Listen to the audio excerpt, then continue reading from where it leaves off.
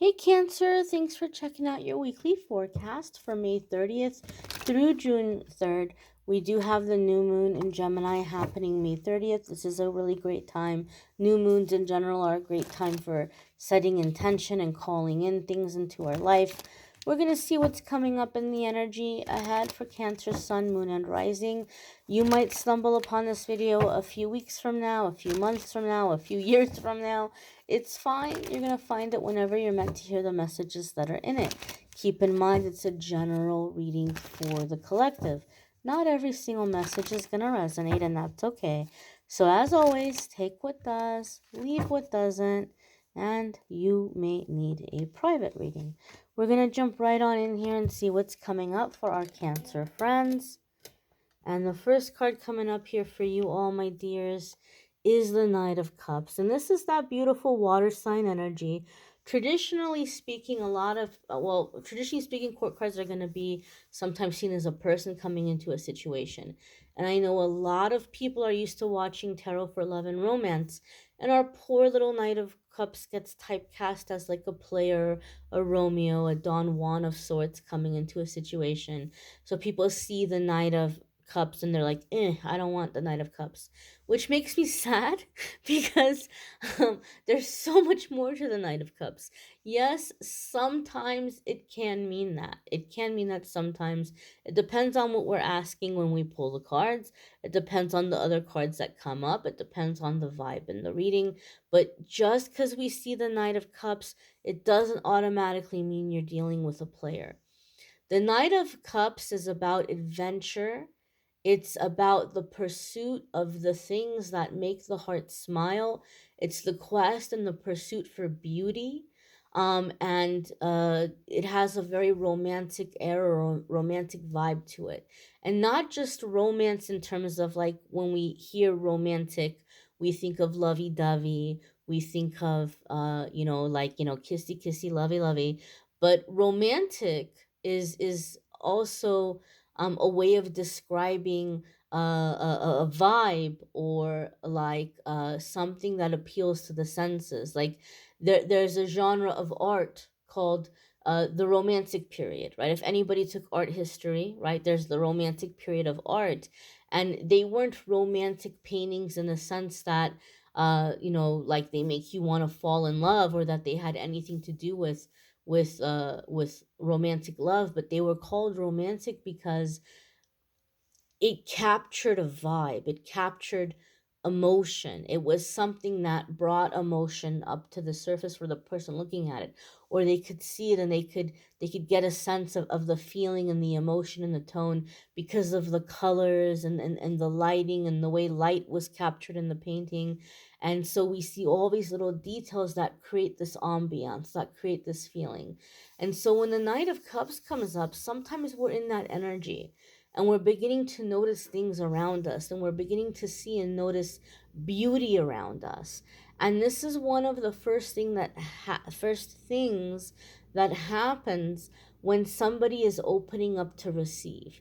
If you're a Cancer that you've been struggling for a long time and you've just kind of felt like nothing good happens for me, everything is so hard, everything is such a struggle, right? I just feel so blocked, like I'm trying so hard but nothing's coming in.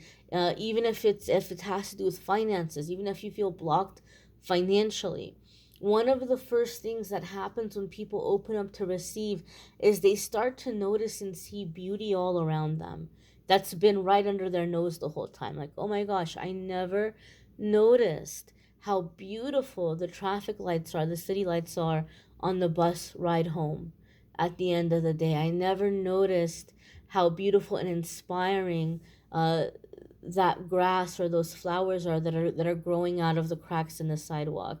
You just start to see inspiration and beauty in the everyday things around you. You start to notice colors, smells, taste, textures, sounds.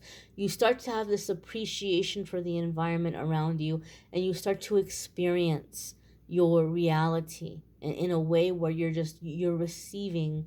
And so some of you may be having that kind of awakening or unblocking. The Knight of Cups can also be, as I said, the quest and pursuit of beauty, the things that inspire us, the things that make the heart smile. So some of you may be wanting to just kind of bring more creativity into your life, or just kind of explore and experience life, and maybe not take things so seriously, or take things so black and white, or so rigid. There just might be this desire to, like, what makes me happy? What do I feel like doing right now? What do I feel like exploring? So there's a sense of adventure with the Knight of Cups. The next card that's coming up here for Cancer is the Five of Swords. And the Five of Swords can be a card that comes up when there may be this burning of bridges, or there may be this conflict energy, and we're just wanting to just like end it, and something may escalate. A little situation might escalate, and then later on we might think, oh well, that really got blown up out of proportion, or that didn't need to go from 0 to 10 as quickly as it did. But the reason that it does is there's underlying issues here. Okay. So maybe there's something here that a lot of you have been letting slide, and then you build up, you can't take it anymore, and you just kind of let like pop off. So if you're avoiding that cycle, or if you don't want to be in that cycle, it's a good idea to speak up and not let things slide, even though it seems smaller, insignificant in that moment, than to allow it to build. For me, in my readings, the Five of Swords can come up a lot of the times when you're dealing with somebody who knows how to push your buttons and knows how to get you to do what they want you to do. And so, unfortunately, you may be dealing with somebody who kind of knows how to trigger you. And they may be saying things or doing things to get you to give up on something, or to get you to do what they want you to do. You may be in this Knight of Cups energy where you're wanting to explore life and have these experiences, and you're dealing with someone who's like, oh no, Cancer is getting some ideas in their head right now. I don't want to lose Cancer, or I don't want Cancer to focus on this other stuff. So I'm going to say things to shake their confidence, or I'm going to say things to make them feel like they're being irresponsible, or they're being selfish, or they're being greedy by wanting to do this stuff. Like, they're not thinking about me. And so they might just say things or do things to try to steer the ship, so to speak. And they might know what your insecurities are, what's going to make you feel guilty, what's going to make you feel embarrassed, what's going to get you to do what they want you to do. So if you find that you're getting triggered this week, or things that are happening that are making you feel bad, or shake your confidence, or bring up ways of feeling that you really don't want to feel, before you react to this person or situation, try to step aside for a moment. And if you can journal, go ahead and journal it out, and ask yourself, okay, what happened? Who was involved? What did they say? What did they do? How did this make me feel? Why? And as far back as I can remember, when is the first time I felt this way? Or what is like the earliest time I remember having this feeling? Who was involved in that situation? Why do I think these people are doing this to me? Like, why do I think they're saying this, doing this? What are they getting out of it? Like, what is their end game? How does it benefit them? Why might they be doing this? And then write out a forgiveness and a release. Forgive this person, release this person. Write out a forgiveness and release for yourself if there's anything you wish you would have handled differently, or if you're beating yourself up because you're like, well, I shouldn't have trusted this person, or I don't like that I let it get to me, or whatever it is that you need to forgive yourself for, release yourself for, go ahead and do that.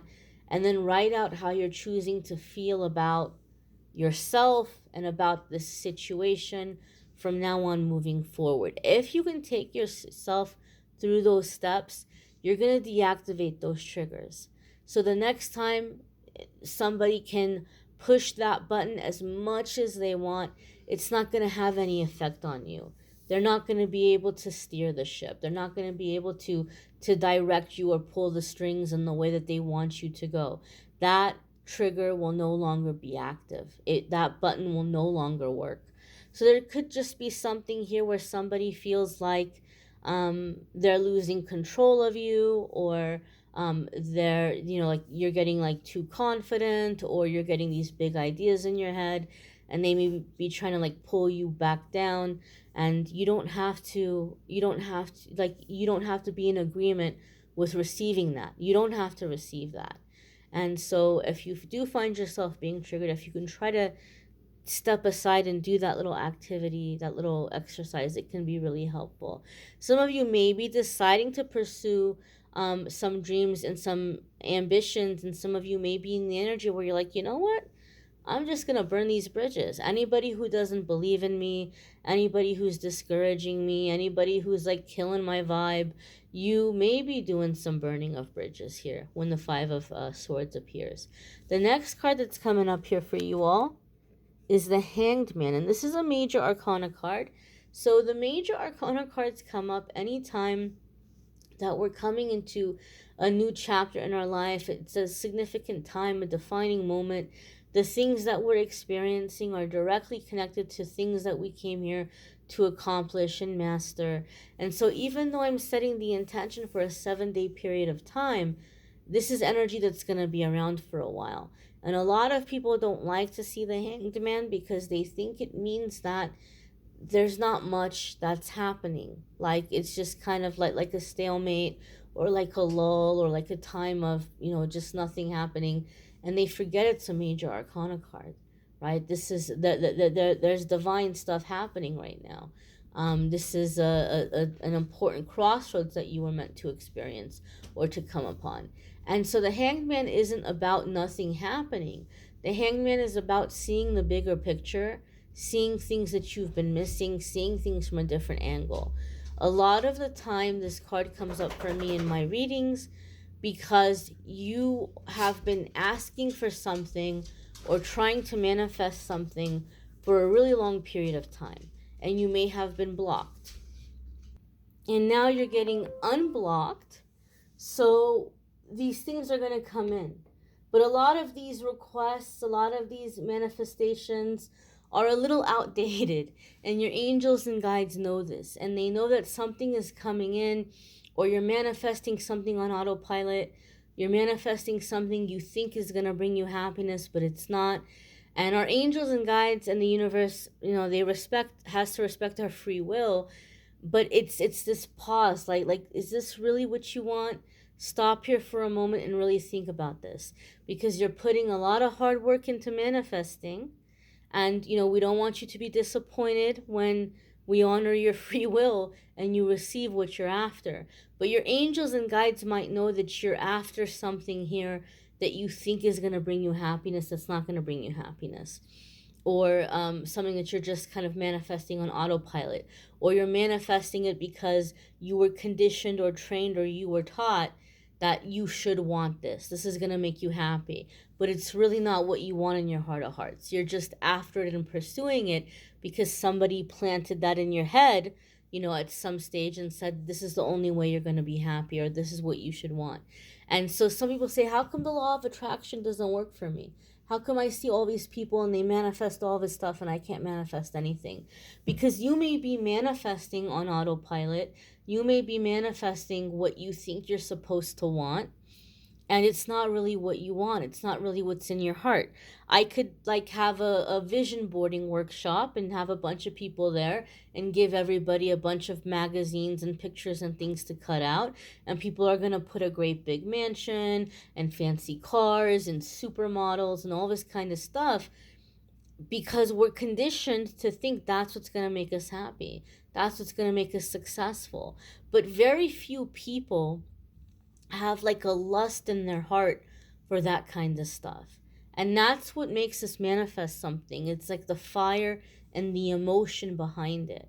Like, how much do you want it? How much do you want it? Like it's something that we're calling into our life with emotion, with desire. And there's very few people that desire things like that so strongly.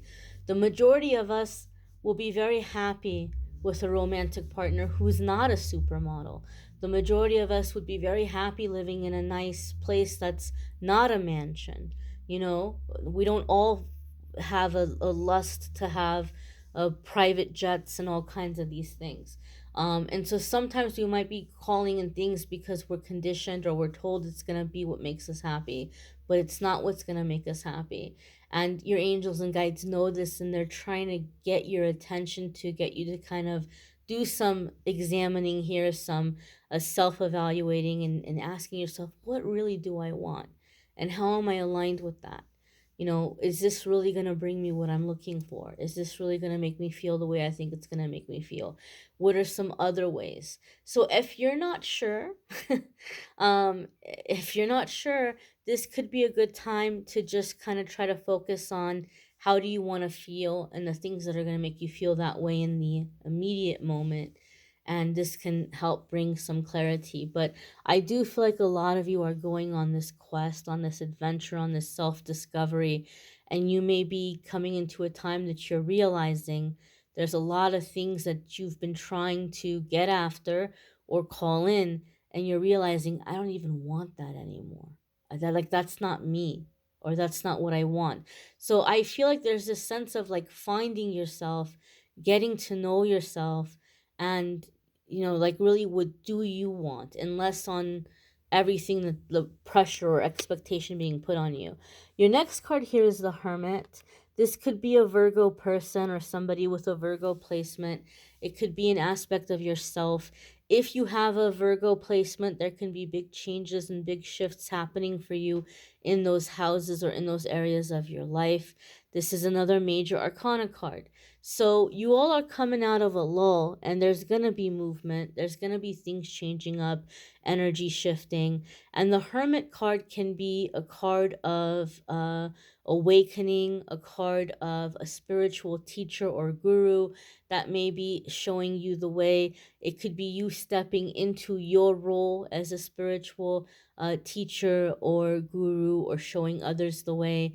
In terms of the healing journey, a lot of people ask me a lot of the time, they're like, how much more do I have to heal? Like, where am I? Where am I on my healing exactly? How much longer do I have to go? What's going on with my healing journey? And so sometimes the Hermit card comes up for me in a reading to say that you've done a lot of the hard work, and this is the time for being in your safe space and allowing the magic to happen. And so, what I mean by that, the Hermit card is seen as like a time that we might be withdrawing. We may be spending more time alone. We may be doing self-reflecting because we want to. It's like a way of recharging our battery, or just kind of like, uh, connecting with ourselves. So for me, the Hermit card sometimes can feel like the energy of the little caterpillar that's gone out into the world and, like, munched on everything, and fed itself, and fed its hunger. And now it's going to rest. Now it's withdrawing, it's going into solitude, it's going into its little cocoon, and it's just resting and processing everything it's taken in, right? The hermit takes in a lot and withdraws and sits there and goes into its cocoon to process what it's experienced and what it's taken in. Little caterpillar goes into its cocoon to process what it's taken in. And while the little caterpillar is in that cocoon, just resting, just letting nature do its thing, the most powerful part of the transformation is happening. Those wings are starting to grow out quite effortlessly. All the little caterpillar is doing is just chilling out, relaxing, and letting the energy move, letting the energy do its thing. And so the hermit card for me is, you might be in this place where you're withdrawing, you're quiet, you have this downtime, you're processing, you're coming into your epiphanies, you're recharging your battery, and there's this beautiful transformation happening. Your wings are coming out. So for me, that hermit, is going to come out of its little cocoon, a butterfly. And the butterfly is going to reach places and see things the caterpillar could never even have dreamed of.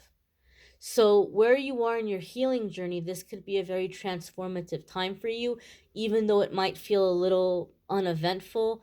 There's a lot happening energetically, there's a lot happening in your transformation, and very soon you're out there in the world, this butterfly, this transformed, this ascended being.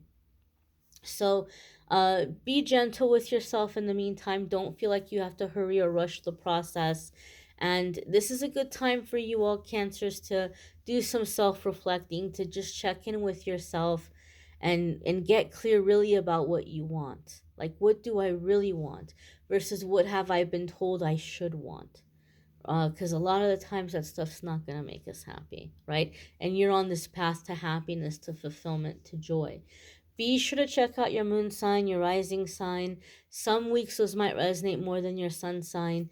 You may need a private reading, which I'm more than happy to do for you. If you click on the link in the description of the video, it will take you to calendly.com/amethystangelite. You can schedule a private reading with me there. Love and romance readings for June are linked in the description. And don't forget, every single day I do a daily message. Hopefully you all can check those out as well. Thank you for watching, liking, sharing, commenting, subscribing. I hope you have a fabulous week ahead. Take care, Cancer.